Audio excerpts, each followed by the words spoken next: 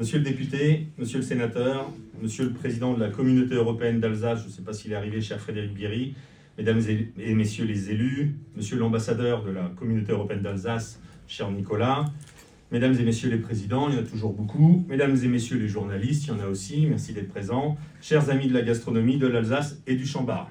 Geht's? Hop là. Voilà, ce sera mes deux mots d'alsacien. Alors, il est de coutume que le vouvoiement soit évité lors des cérémonies officielles de remise de décoration. Alors tu ne m'en voudras pas, et tu ne m'en tiendras pas rigueur, cher Olivier, si en ma qualité de délégué, je passe au vous pour l'éloge du récipiendaire que tu es.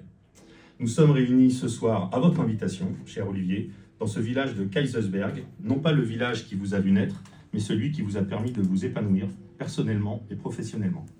Famille et amis ont répondu présent, et ils sont nombreux. Il y en a aussi dans l'autre salle que je salue, que je ne vois pas. Je dois avouer qu'il y a toujours une belle et nombreuse assistance aux décorations de chefs, de sommeliers, des pâtissiers, des vignerons, sûrement parce que le cocktail qui accompagne la remise des décorations est à la hauteur. Je ne vous ferai donc pas trop attendre, vous inquiétez pas. On passe à l'éloge d'Olivier Nasty. Cher Olivier Nasty, vous êtes né le 9 décembre 1956 à Belfort, en Franche-Comté. 66. Ah, vous avez rajouté un peu d'années. 56. 66. Il faudra vérifier la page Wikipédia du chef. À Belfort, en Franche-Comté. Je salue votre maman, ici présente, qui était là, bien sûr, en 1966, le 9 décembre. Félicitations, madame. Vous êtes la seule, je pense. Et je pense que vous êtes la seule dans l'assistante à avoir assisté à ce beau jour. Donc, vous grandissez à Mauvillard. Les aléas de la vie font que très jeune, vous décidez de gagner en autonomie et déjà le travail vous happe. Du travail, de la ferme au foin, à la boulangerie du village, déjà, vous cumulez les expériences. Joie et travail, la devise des meilleurs ouvriers de France, gravée sur la médaille que vous arborez fièrement autour du cou depuis 2007, mais j'y reviendrai. La joie, c'est le métier que vous découvrez en 1984, quand vous commencez votre formation au CFA de Belfort, après l'obtention d'un CAP et d'un BEP, en alternance auprès du chef Dominique Maty, au château de Servin, auréolé à l'époque de 2 macarons Michelin. Votre carrière vous mène ensuite à l'étranger, la Suisse d'abord, au Beau Rivage Palace, puis au Luxembourg, au Sheraton, et en Angleterre, au South Croydon. South Croydon. Moi, je parle mieux alsacien qu'anglais. Votre parcours vous amène à rencontrer l'Alsace, à Colmar, auprès du chef Jean Schillinger, dont vous devenez le second. En 1988, la pluie suisse, luxembourgeoise et anglaise doit vous manquer, puisque vous décidez de quitter ce paradis qu'est l'Alsace. Normalement, c'est là que vous hurlez et vous dites « ouais, pour la Bretagne ». Plus exactement, Cancale. Non, mais ne vous inquiétez pas, il est revenu. Aucun doute que l'opportunité de travailler avec le grand chef Rollinger, un Olivier aussi, a motivé votre choix. À ses côtés, vous perfectionnez votre connaissance des sauces et des épices. Puis, retour en Alsace, à l'auberge de Lille, je salue Marc Eberlin, que j'ai croisé tout à l'heure, en 1990, auprès de la famille Eberlin. 2 années plus tard, vous partez faire un tour rapide à Cagnes-sur-Mer. Rapide, je l'ai dit, puisque quelques années plus tard, en 1993, vous reprenez avec votre frère Emmanuel le caveau d'Idesheim, puis en 2000, vous faites l'acquisition du Chambard. Je vais vite, parce qu'ils attendent le cocktail, et surtout, tu as beaucoup de choses à nous dire. Votre objectif est simple, vous le dites, bien faire tous les jours, ne jamais se relâcher, toujours essayer de faire mieux, d'aller plus loin, apprendre continuellement et transmettre avec passion.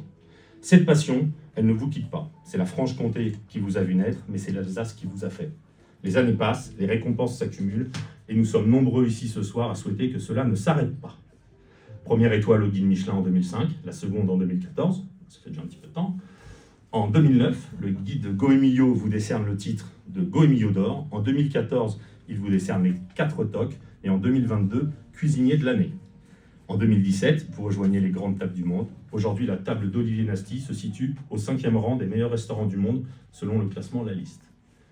À la tête de l'établissement que vous avez avec votre épouse Patricia transformé et fait grandir, vous êtes l'un des grands ambassadeurs de la gastronomie de l'Alsace et de la France. Alors, je vous ai promis d'être court, mais je ne peux pas terminer ce discours sans prononcer quelques mots, bien sûr. Le mot gibier, qui s'est un jour attablé chez vous, sait l'importance que la chasse a dans votre vie, mais aussi vin jaune, concoyote et saucisse de Morteau. La Franche-Comté. Vos racines franc-comtoises, mais pas que. Le souvenir de l'usine de choucroute de Chèvremont pour les Alsaciens, qui auraient oublié que Belfort fut un jour la sous-préfecture du Haut-Rhin, mais pas que. C'est la Franche-Comté, C'est à la Franche-Comté que vous devez aussi un moment important de votre vie. L'un des meilleurs. Il cherche. Vous ne voyez pas. Moi. Mais oui.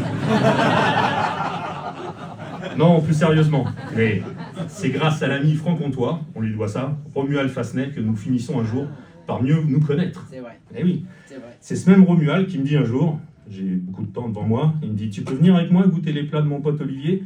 Il se prépare pour le MOF, la 3e fois. Je lui dis « Oui, c'est notre rôle, en tant que meilleur ouvrier de France, de transmettre et de donner un peu de notre temps. » Donc me voilà parti. Alors bon, Romuald, il a aussi une notion de la géographie. Je passe par Dijon, j'arrive chez lui, je repars, je reviens, on prend la voiture, on arrive ici. Bref, il est 16h, on passe à table, une tarte soufflée de Saint-Jacques à la nantaise, un jeune lapin façon lièvre à la royale et des ravioles de crêpes aux clémentines. Oui, à 16h, c'est un travail, vous pensez qu'on s'amuse, mais c'est un vrai boulot. Donc la technique est là, les goûts sont très bons, pas grand-chose à redire sur les plats. Avec Romuald, nous sommes déjà convaincus que vous serez un des meilleurs ouvriers de France. Un petit truc à revoir sur le lapin, on en parle tous les trois, on en reparle. Et comme l'autorité c'est l'exemple, nous voilà à refaire un lapin en tordant une aiguille à brider pour mieux la larder. J'espère que vous vous en souvenez. Elle est toujours là. Elle est toujours là, très bien. Bon, le résultat, je loupe mon train, je ne sais plus trop comment je rentre, je suis rentré, je suis revenu même, donc me voilà. Et surtout, la joie de vous voir quelques temps après, en mars, à Thonon-les-Bains, remporté, sanctionné de ce titre de meilleur ouvrier de France, ce titre que vous aviez tant convoité, avec passion, détermination et courage. Courage et détermination sont aussi les qualités qui vous ont permis, il y a quelques mois, je suis témoin, de gravir les 4809 mètres et quelques du Mont Blanc. Et oui, et quelques, parce qu'il paraît qu'il continue de pousser, contrairement à vos cheveux, et on n'est pas obligé d'être que sympa. Non, n'y voyez, cher Olivier, aucune jalousie. Moi qui vous ai lâché au refuge, c'était un peu compliqué pour moi.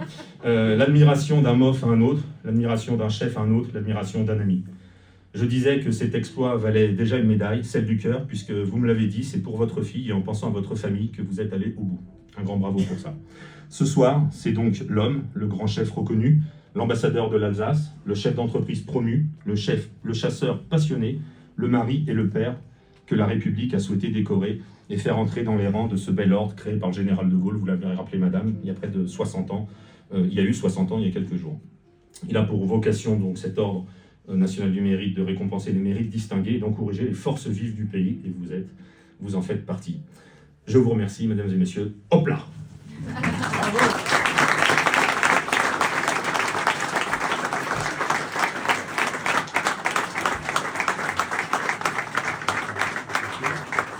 C'est moi, on va pas voir. C'est pas grave, m'en fous. Monsieur Olivier Nasty, au nom du président de la République et des pouvoirs qui nous sont conférés, nous vous faisons chevalier de l'Ordre national du mérite.